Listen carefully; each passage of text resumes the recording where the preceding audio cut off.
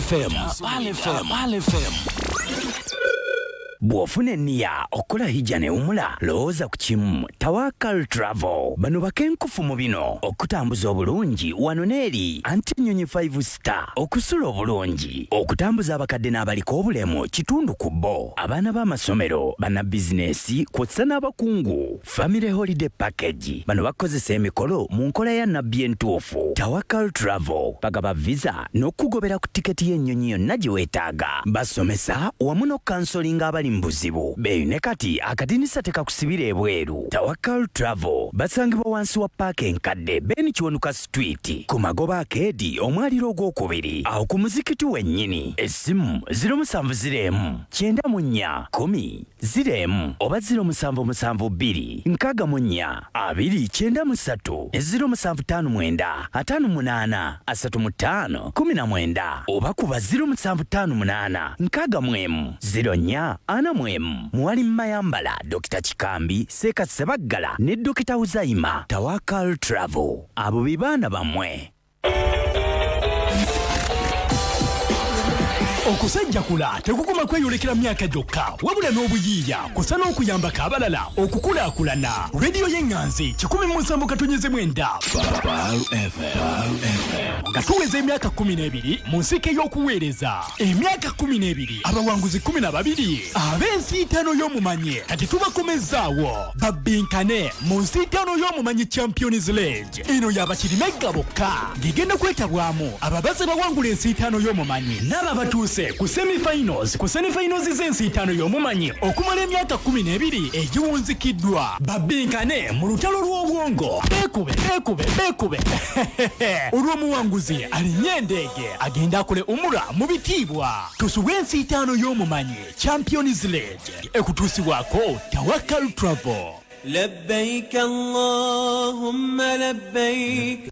Okyali wakati mu program entando ya leero ekuleteddwa abamandera Millers abakolera engano ya Supreme Flour nga bali wamunne ku Finance Trust Agent Banking byonna ebikwata ku byensimbi bikuli ku muliraano kubeere ng'oyagala kuggulawo akawunti kuggyayo nsimbi kakubere kuteekayo nsimbi tusangawo ku muliraano weetegereza akabonero kaffe aka Agent Banking akabakwataganye mu ngalo. Finance Trust Agent Banking banka ey'oku muliraano. Finance Trust Bank erabirirwa banka enkulu eya Uganda. Okay, kale mukwano gwange bwe batubakugambye eri gwali nange wano ku Part of Africa Radio okyali nange Sonko Musa oli mu program eyitibwa entanda ya leero mukwano gwange bwetu bitongera okulabika nga tutambula wonna wooli awosiza okulabika nti otumbudde akalimi ka rediyo yo wekagwerayo Musa mukatonyeze mwenda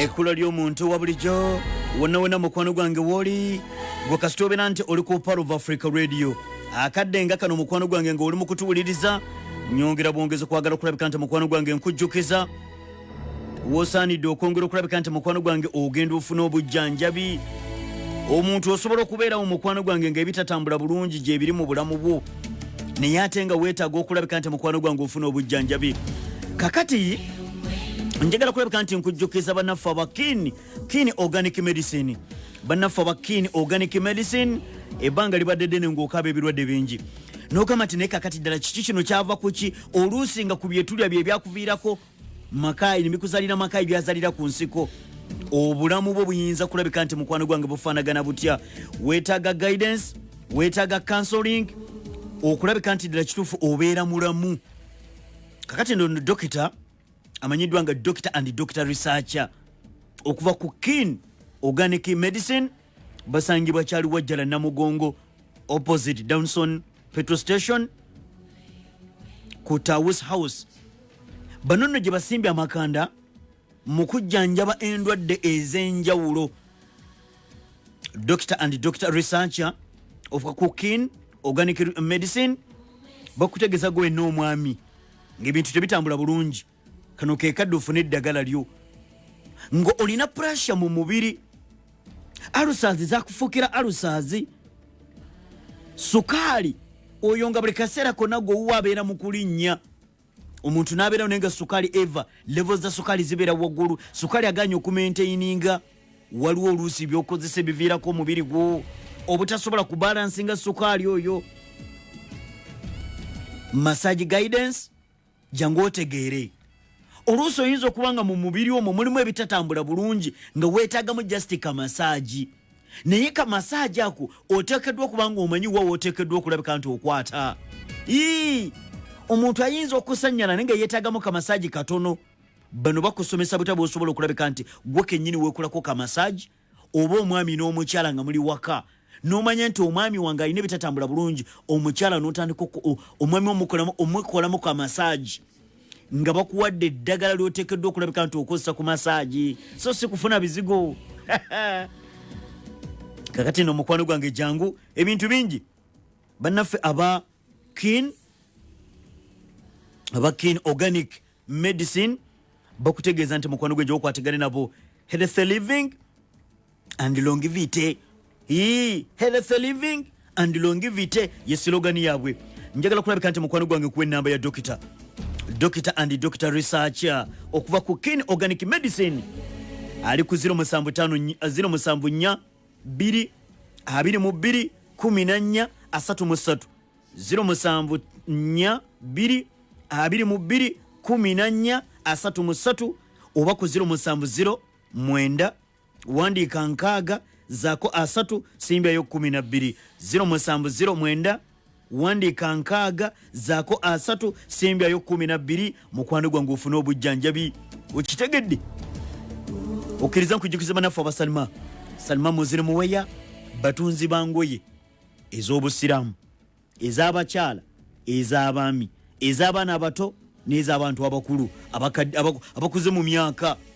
Salmanzi muzire muweya engoye zaabwe bazijja e Misiri, Saudiya, e Dubaaya ne mu mawanga amalala. Balina jalabibi ennungi, balina amakanzu amalungi. Lowooza ku ngoye olugoye lwoyinza okwambala wamma naawe n'oggumira n'otuuka ewantu nga olugoye tutandika kulusikaasika. Salmanzi muzire muweya bakutegeeza basangibwa ku Ham Shopping Grounds, Nakivubo Stadium, room number T024. Room number T024 wogenda okufuna obwambalo. Shali omukyala jambale nga yagirina yekka. Bali ku 077 mukaaga wandika 14 zako 17 simbe 87 077 mukaaga 14 17 simbe 87 okwategana nabo bulungi. Njagala kwongera kulabika nti nkujjukiza bannaffe aba Indian Institute of Health and Allied Sciences bakola abayizi abatudde siniyo mukaaga n'abantu abagala okubegattako mu July intake. Tulina courses zino wammanga: diploma in nursing, diploma in midwifery extension, diploma in pharmacy, diploma in medical laboratory technology, certificate in nursing, certificate in midwifery, certificate in pharmacy. Tuyina ne Utero Modern Laboratories ne library. Tukolagana ne Butabika Hospital, Kayunga Hospital. Twakakasiba ekitongole ky'ebyenjigiriza. Tusangibwa ku Bombo Road Wandegeya opposite YMCA. Bali ku 053 wandika nkaaga zako nkaaga musatu sembyayo 29 075 nkaaga musatu 29 oba ku 074 wandika nkaaga mu musanvu zakana mu mukaaga sembyayo 55 osobola okulabika nti mukwano gwange omanya ebisingawo eri gwali ku 17 katonyaze mwenda ekula ly'omuntu wa bulijjo agambye nti irimu eyo empomu bamuyita meri mu kibi ojja kugiwoomera omumeri mu kibi yate kati bw'otagiwoomera olwowoomerwa eki. Wonna bw'oli wosinzira okulabika nti mukwano gwange otuwuliriza onagambye nti Sonko nsaba Allah kitiibwa Allah akusasule bulungi kuba ffe tetulina kye tusobola kusasula. Temulina kye musobola kunsasula mukirina. Toyinza gamba temulina kye musobola kunsasula nga lwaki oli agamba nti emmere emala omuntu omu emala ababiri. Kyogamba akakadde bw'okampa sikasiima akakadde kwamba bw'okampa sikasiima nkasiima okategedde ako mukwano gwange. Ono agambye ati agambye nti naye Sonko era tujja kukaaba bona ab'ofudde ate nga mukaaba lwaki? Muntu olina kumusiima ng'akyali mulamu. Omugaye nti owaye nti kasupukeko kukako kawuute. Kiriza nkujjukiza bannaffe aba Fresh Mind International Limited. Aba Fresh Mind ye company inolukusa okufunira bannayuganda emirimu emitala w'amayanja beetaaga ba cleaners ne ba security guards mugenda kukolera Dubai, Abu Dhabi, Qatar. Beetaaga ba office girls and boys mugenda kukola mu kibuga Doha. Okumenya ebisinga ku fresh mind bali ku 0704 wandika 231665 0704 231665 oba ku 0782 wandika 18 zakasatu mu 2 simbyo 5 mu 2 osobola okulabika nti mukwano gwange okwatagana nabo erigwa ampuliriza okiriza nkujjukiza abanafu aba Roma Vocation and Business Institute etendekero erisangibwa mu Wakiso Lukwanga eri abaana abatula kibiina ekyomusanvu ne senior yokuna ne yomukaaga n'abatamala ko kya musanvu babategeeza nti omukisa weeguli mugende musobola okulabika nti musoma emisomo gy'omutwe certificate ne diploma fashion design, tailoring, fashion and design, plumbing, catering, computer science, hairdressing, motor vehicle mechanics, electrical installation, radio, TV and phone repair, welding and metal fabrication. Atito gudoni secondary. Tugabane half bursary omuyizo wa secondary asasula emitwala 3 buli tamu.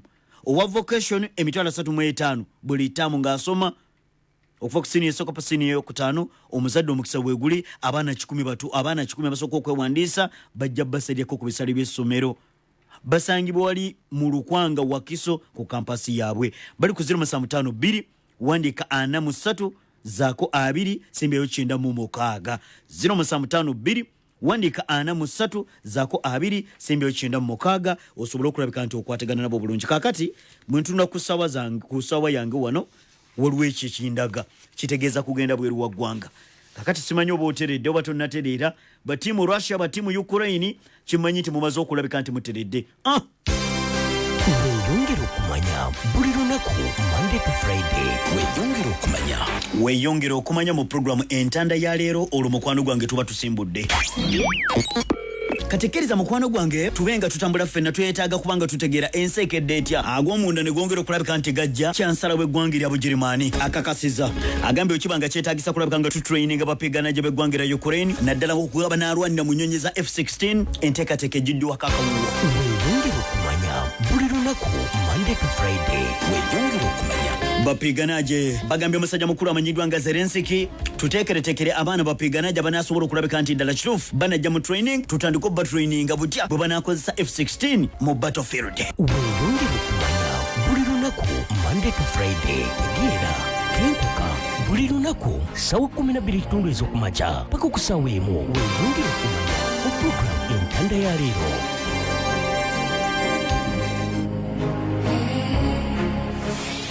Life will sparkle when you want it colorful. Only on 107.9 Pal FM. Abali ku Facebook page ya Pal FM mwebale nnyo mwebali ddala okulabika nti mukwano gwange mutu kwemuli nga mutugoberera akadde konna mukwano gwange kkiriza twongera okubanga tutambula twetaaga kwongera kulabika nga tutegeera ensi eyinza kulabika nti ekedde etya mu mawanga ag'enjawulo. Mukwano gwange gwe ali ku nguudo eziyingira ezifuluma ekibuga ekikulu Kampala mukkirize tutandikire wano mu ssemazinga wa Africa naddala munda mu ggwanga erya Burundi. Enkolagana y'omusajja amanyiddwa ng'omu Russia n'eggwanga erya Burundi yandibanga mukwano gwange kakati etuuse ku final stage.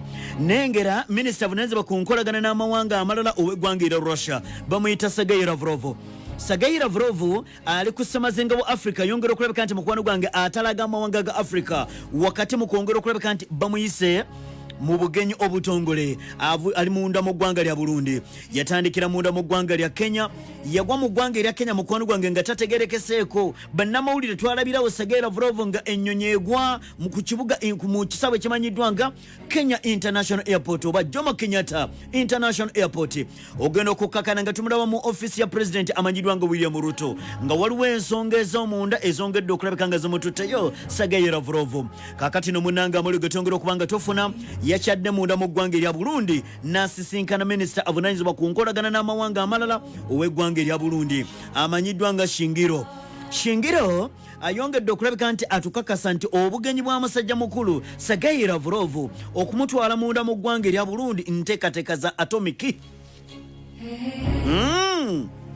ag'omunda getongera okubanga tufuna eggwanga lino erya Russia n'eggwanga erya Burundi balina omukwano ogw'omunda naddala mu nkolagana mu bikwatagana mu bya tekinologi. Minisita Bunanza ku nkolagana n'amawanga amalala w'eggwanga erya Burundi bamuyita Albert Shingiro agambye nti kino nakyo kyabyafaayo mu mwaka gwa 2022 mu Novemba waliwo endagaano gye twasayininga n'eggwanga erya Russia naddala mu nteekateeka ez'okutuyambako mu bya tekinologi. Burundi naye egamba teyagala okulabika nti mukwano gwange esigalira mabega, eyagala okwongera okulabika nti nayo etambula n'omutindo naddala mu bikwatagana mu bya tekinologi. Wabaddewo enteekateeka zonna ezibadde zigenda maaso n'okubanga zikolebwa, baagala kulabika nga nabo bafuna amasannyalaze agamala. Burundi egamba nti amasannyalaze gaffe tubadde tegamala bulungi, nabwe ekito baagala okulabika nti bakwatagana n'eggwanga erya Russia naddala mu bikwatagana mu bya nuclear power plant, bafuna amasannyalaze, bafune tekinologi, nabo batandika okulabika nti bakulaakulana. Kati batukakasiza nti enteekateeka ziri ku final stages. Enteekateeka ziri ku final stages wakati w'eggwanga erya Burundi n'eggwanga erya Russia. Era batukakasiza ne bikwatagana mu byensoma, Russia eyagala kulabika nti eyambako eggwanga erya Burundi naddala mu bikwatagana mu byensoma, mu bikwatagana mu bya tekinologi, awo mu bya science. Kakati no munange bwe bugenye musajja mukulu bwabaddeko Sergei Lavrov munda mu ggwanga lino munange erya Burundi. Asoose okulabika nti asisinkana musajja mukulu ono Albert Ishingiro, Minister Bunanza ku nkolagana n'amawanga amalala ow'eggwanga erya Burundi. Era abadde tanaba kuva mu ggwanga erya Burundi akibe kibagenda mu ggwanga erya Mozambique mu bugenyi bwaliko wano ku ssemazinga bwa Africa. Asoose okusinkana President w'eggwanga erya Burundi Evariste Ndayishimiye omujjukira bulungi nnyo yadda mu bigere bya musajja mukulu Pierre Nkurunziza. Ebya Pierre Nkurunziza obijjukira batugamba nti hatiferia naye ng'ajjukira mu biseera ebyo bwe yafiira Pierre Nkurunziza, omukyala we yali agenza mu ggwanga lya Kenya ng'ekirwadde kya COVID-19 kyongedde okulabika nga kimubala embiriizi.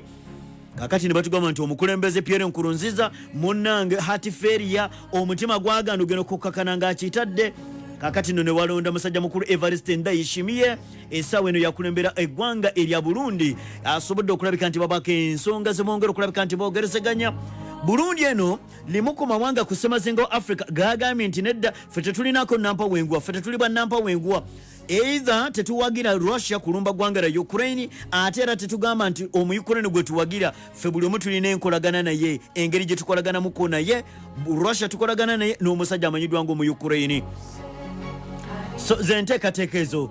So musajja mukulu amanyiddwa nga Sergei Lavrov ali mu kukyalo wano ku ssemazinga wa Africa. Jjukira nti ne minisita avunaanyizibwa ku nkolagana n'amawanga amalala w'eggwanga erya Ukraine naye abadde wano ku ssemazinga wa Africa.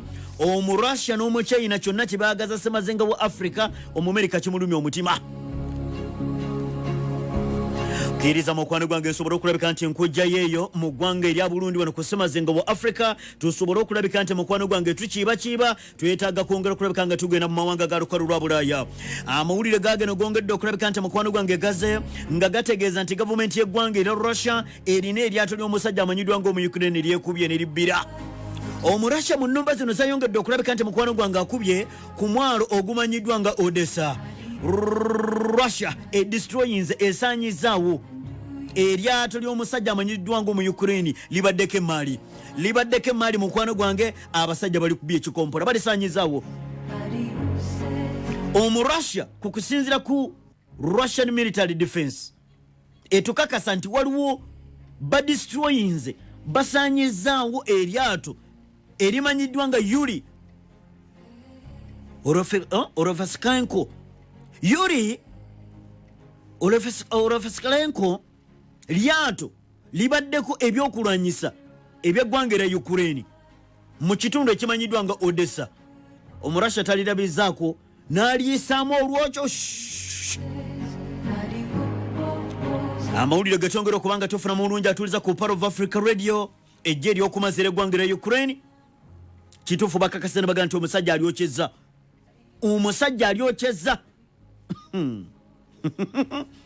Omurasha eryato aliyisizaamu ekikompora nakyo ne kiryokya. Ludenko atukakasa agamba nti Yuri ebbidde naye webbidde ng'abasajja balikubye mu kitundu ekimanyiddwa nga Odessa kukusinzira ku muliro gwetwongera okubanga tufuna. Ludenko agamba nti likutte omuliro lyonna ne limenyekamu kubaddeko ebyokulwanyisa ebibaddeko omurasha tabiganyiza eryato taliganyiza kutuuka ku lukalu lyonna ne libbira. Erinnya lyalyo ettuufu nga tebannalituuma Yuri lyali liyitibwa CDK-137.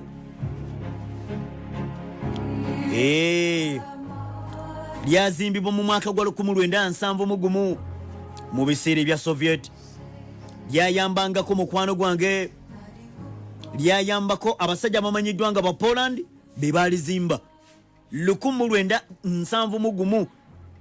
Kakati nno munnange mu Russia aliyisizaamu olwokyo, alisaanyizaawo zenteekateeka ezo omuliro gwegubeke tubegongera okulabika nti gajja omu Russia bwatyo bwakubye eryato ly'omusajja amanyiddwa nga mu Ukraine n'aliteeka wansi mu ssaawa 24 emabega gatwongera okuba nga tufuna Russian Air Defense Systems batutegeeza basobodde okuziyiza emizinga 12 high mobility artillery rocket system. Bongereza nga ya supplying system eno. Leka ntereremu wano mu ntebe bwenti wano. Leka ntereremu wano just. Bino kambigone bwenkusibulira kuli neggulire. Ate ebisigadde n'abikuwa ku ssaawa 4. Wuliriza. Mu ssaawa 24 emabega. Kantandikire no waggulu. Banange no radio. Nakugamba radio stations endala nze nakkiriza nga nze Sonko. Baweereza bananga balala simanyi. Radio stations endala zonna kazikube music baba. Naffe katukuwa amawulire. Wano. Report eyongera okulabika njejjanga efuluma ng'etegeeza okuva mu defense ministry y'eggwanga erya Russia. Bagamba nti Ukraine esobodde okufiirwa bapiganaje 200 mu kitundu ekimanyiddwa nga Donetsk. Wabula wabaddewo n'ebimotoka 3 ebiri armored ne transport vehicles ebimotoka ebirala 12 ebimu nga bibaddeko ebyokulwanyisa ebibadde byongedde okulabika nti mukwano gwange bizze ne bistationinga okwagala okulabika nti bakuba omusajja amanyiddwa ng'omu Russia mu ssaawa 24 emabega. Omu Russia agamba nti Russian Air Defense Systems zisobodde okuinterceptinga emizinga gibadde 12 okuva mu high mobility artillery rocket system ya gwanga lya America ne Bungereza ya supplying long range storm shadow. Emizinga gino gibadde najo gatta emizinga 12 nga giva mu kyuma ky'omusajja amanyiddwa ng'omu America batch stationings ne Bungereza ya supplying long range storm shadow emizinga 12. Omurashi abadde mu kulwanagana najo giganya okukuba mu target. Naye nga mu mizinga mukwano gwange omulungi atuwuliriza ku Part of Africa Radio mulimu omuzinga gwa Storm Shadow cruise missile. Omungereza egyo gyegimu ku mizinga gye yeesiga era emizinga gye gya supplying eri eggwanga erya Ukraine n'egamba omusajja mukulu Zelensky nti egyo tugyesiga. Omurasha n'agikuwa 7 n'agiyisaamu olwokyo. Kakati nno babadde bamusindikidde 12. Ndowooza abasajja babadde batandise okukola kye tuyita counter offensive. Omurasha mu ssaawa 24 emabega abadde mu mulimu ogwo agambye tusobodde okubaka mukwano gwange abasajja badde baagala kutuyisaamu lwokyo ne tubagamba nti nedda. Russia eganye Russian Air Defense Systems zisobodde okuziyiza emizinga gino 12 nabaga nti nedda ssebo. Okkiriza n'ekujjukiza bannaffe abakigeya Africana basangibwa ku Gazalandi. W'osaanidde mukwano gwange okwongenda mu maaso n'okubanga ogenda ofuna obujjanjabi. Dokita ono mumanyi aludde wano ebbanga ddene nga jjanjaba. Dokita wa Kigeya Africana akutegeeza gwe wenneewa alumizibwa alusaazi ebbanga libadde ddene. Omuntu ng'okaba alusaazi kati alina eddagala ku mitendera egy'enjawulo. Alusaazo zikuluma ku mitendera egy'enjawulo kwalina eddagala lyazo. Gastric ulcer alina eddagala erijjanjaba gastric ulcer. Peptic ulcer alina eddagala erijjanjaba peptic ulcer. Era akubira naga nti kati gwe weetaaga namba 2 gwe weetaaga namba 16 kubanga dokita ono y'omu ku basawo mukwano gwabwe nga ekitongole kya National Drug Authority kyakakasa eddagala lye. Abakyala ebintu nga tebitambula bulungi alina kifuula obundula watodingana mu nsonga weetaaga kifuula ayina babuli akasiya spinofexilito kase gende wa Dr. Wachigeya Africana asangibwa ku Gazalandi bwoyita kuira mu street oyamboka amadalo omulundi gumu mwaliro gwa kota n'olumu 743 genda mukwano gwange oyina sukali aganye okubalansinga Dr. Wachigeya Africana akutegeza mukwano gwange tewesiba kundwadde eri abazadde ng'omwana olususu lutambula bulungi alina sabuni kwoteeka n'ebizigo ebisobola okuyamba ko omwana okulabika nti aterera olususu mwabalina zessenyiga abalina ebifuba ebya buli kaseera ng'ebifuba tebiwona Dr. asobola okulabika nti abijjanjaba bamuyita Muhammad Yusufu asangibwa ku Kigeya Africana mwaliro gwa kutano lumu 743 Dr. mufune ku 078 wandika ana zako 88 simbe yo 19 078 wandika ana 88 19 oba ku 0702 wandika ana 88 19 0702 wandika ana 88 19 wa Kigeya Africana Bungereza nga sina kwali Bungereza kankuwe Emmanuel Macron asuubiza okwongera okuwa security eri musajja mukulu amanyiddwa nga Zelensky. Macron agambye nti twetaaga ng'amawanga ga NATO tuwe security guarantee eri ekibuga ekimanyiddwa nga Kyiv eri musajja mukulu amanyiddwa nga Zelensky tumukakasa nti tuli wamu. Amawanga ga lukalu lwa Bulaaya bwe protectinga Ukraine naffe tuba tweprotectinze kubanga ebiva mu Ukraine bingi ebiyambako amawanga ga lukalu lwa Bulaaya butuleka omusajja n'amuyisaamu olwokyo bwatyo naffe asaawa yonna asobola tuyisaamu olwokyo oyo Putin tazanya twetaaga security guarantee by NATO twetaaga tuwe security guarantee eri musajja mukulu amanyiddwa nga Zelensky. Naye ono golaba ono mu lutalo olugenda mu maaso Bufalansa terina kye yakoze. Bufalansa terina kye kyayambye, terina kye yayambye eggwanga lya Ukraine. Omusajja amanyiddwa nga Dimitri Medvedev alabudde Bungereza.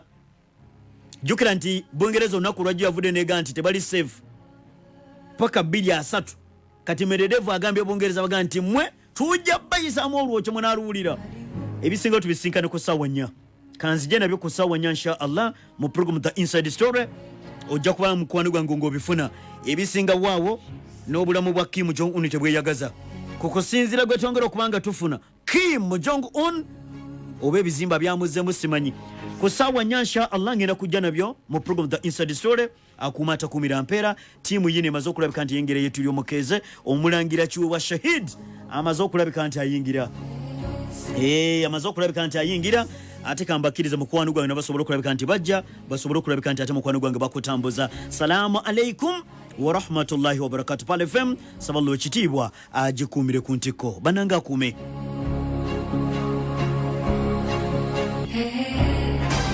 Wacho webadde program entanda ya leero ekuleteddwa aba Mandela Millers abakolera engano ya Supreme Flour nga bali wamu ne ku Finance Trust Agent Banking byonna ebikwata ku byensi